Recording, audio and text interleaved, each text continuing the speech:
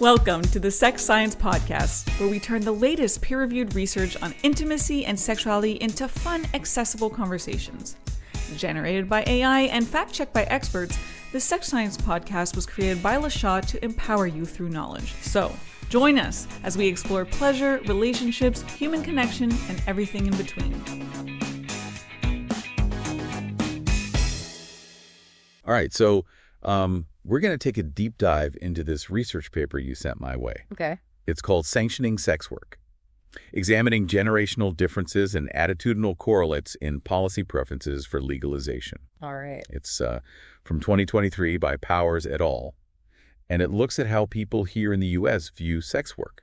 And one of the things that really stood out to me in the paper was how it looks at opinions on this topic across different generations. Yeah, definitely. I think it reveals some really interesting divides. What I thought was really cool was that it didn't just look at street sex work, which is often kind of the focus. Right. It actually explores 13 different types of sex work. Wow. Including online platforms like OnlyFans and Pornhub. 13 forms of sex work. Yeah. That's a lot. Yeah. How did they even begin to kind of categorize all of that? Well, they use a really insightful framework. Okay. So they categorize the types of sex work based on a few things. Okay. The first being the level of physical contact involved. And then also the degree of worker independence. So whether you know someone is working as an entrepreneur or if they're actually employed by a company. I see. Yeah. So give me an example. Like, how does that actually play out? Sure. So if we think about something like street-based sex work, what they call street prostitution in the paper, Right. that would be full contact, it would be in person, and the worker is usually operating independently. Okay. On the other hand, something like phone sex would be no contact, virtual, and could be either independent or working for a company. Gotcha. So I'm starting to see how those distinctions could really affect like someone's opinion on whether that should be legal or not.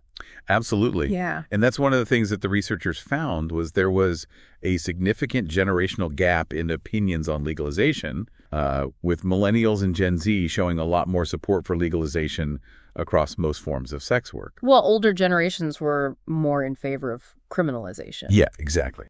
So one interesting finding was that all generations consistently supported criminalizing street-based sex work, Interesting. regardless of how they felt about other types. Okay, so it seems like even with maybe like evolving attitudes on some of this stuff, that certain types of sex work still face a lot stronger opposition. Yeah, I wonder if that's tied to like visibility and concerns about safety on the streets. could be.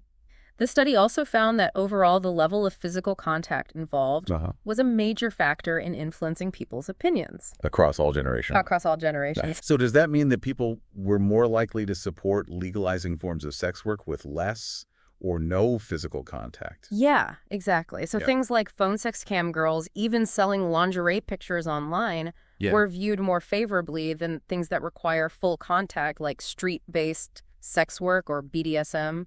That is really interesting. So it seems like people's opinions are much more nuanced than just being for or against sex work as a whole. Yeah, absolutely. Now let's talk about why some people are hesitant to legalize even these less traditional forms. The paper outlines a few concerns that the participants raised. Okay, so what were some of the main reasons that people gave for wanting to keep various types of sex work illegal? Well, the most common concerns were the safety of the workers themselves, the risk of human trafficking, and moral objections. Okay, and so did any particular generations kind of lean into some of those more than others? Yeah, definitely. Older generations, especially Gen X and baby boomers, tended to associate sex work with negative impacts on the community. Like what kind of impacts? Things like increased crime rates, drug use, and harm to marriages and families. Interesting. And those weren't necessarily things that younger generations brought up. Yeah, they weren't as likely to make those connections. It seems like older generations just view it through a more negative lens overall. It seems that way. And, you know, it's worth noting that the paper acknowledges that these perceived negative consequences, especially the link between sex work and crime or drug use, they're not always supported by evidence. So public perception doesn't always match reality. Right, exactly. Yeah. And beyond just political affiliation, the study also looked at other things that might influence opinions on legalization. Okay. And one interesting finding was this correlation between attitudes towards the government's legitimacy and support for criminalization. Wait, so you're saying that people who trust the government more are more likely to want to keep sex work illegal? That's what they found. Yeah, it seems counterintuitive, but individuals who had higher levels of trust in the government were actually more inclined to favor criminalization. That is interesting. Do they have any explanation for that?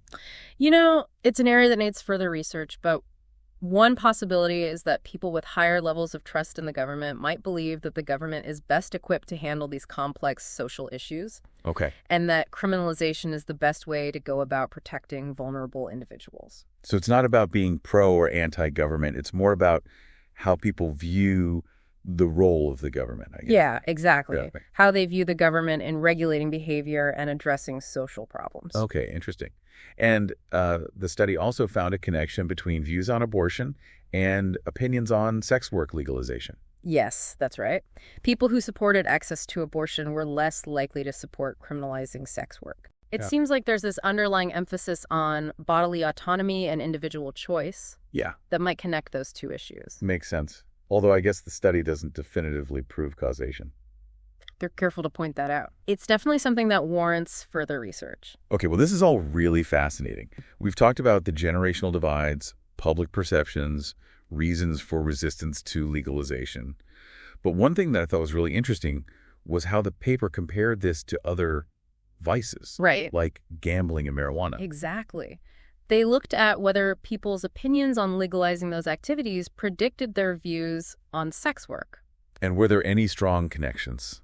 That's the interesting part. There really weren't. Oh, wow. Yeah, people's stances on gambling or marijuana legalization didn't really line up with how they felt about sex work. That is surprising. I would have thought there would have at least been some overlap. It's a logical assumption, but the data didn't really support that.